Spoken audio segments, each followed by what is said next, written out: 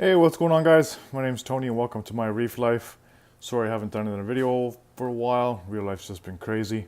But there are a few changes to this tank and I thought I would share them.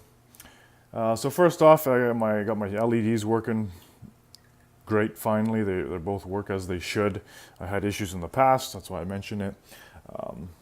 But the corals seem to be liking the new schedule. I have a bad habit of keep changing the schedule for these LEDs.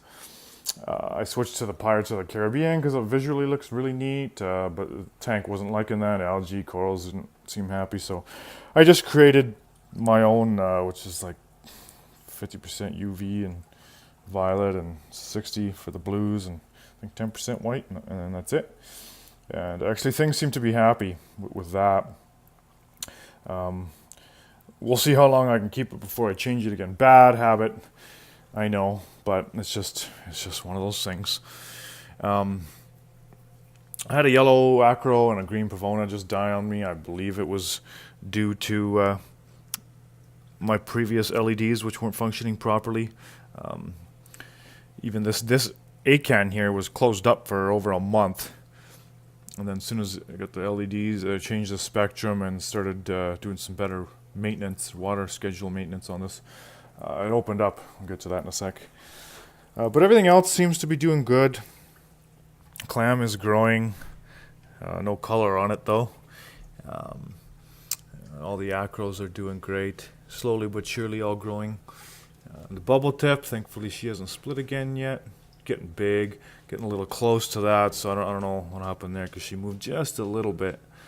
But super neat to have in the tank. Everyone loves it. Also added a dragonette mandarin goby again, and love that fish. Can't see her, she's in the back. So the biggest maintenance change I did, for those of you who know, you've known I've been dosing Nopox, alkalinity, calcium, and magnesium, which are there, plus coral colors randomly. But due to personal life, we'll be here only on weekends, every other weekend, or who knows. So didn't want to worry about all this stuff. Plus, the tank, just wasn't flourishing like I wished it would. So I've stopped dosing all of this. I don't dose any of this stuff anymore. I only dose some Acro Power once a week and some Vibrant once a week, and do water changes. Everything is the same in here, and that's just so it can replenish some new water.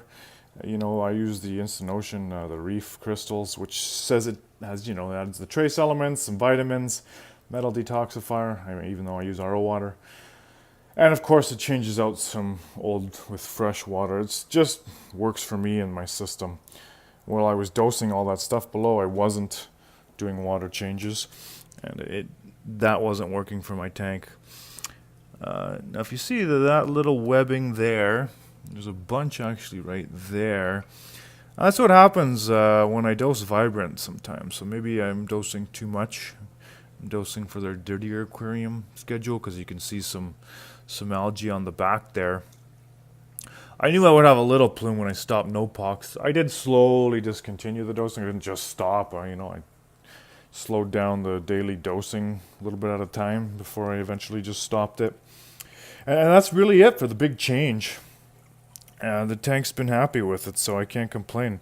I'll have my third LED finally fixed, which is in the mail, should be here next week, and then I can finally run a quarantine tank, which means, new livestock. However, due to this life change with work, I won't be adding any livestock soon, unless, a couple of acros here or there, but that's really it.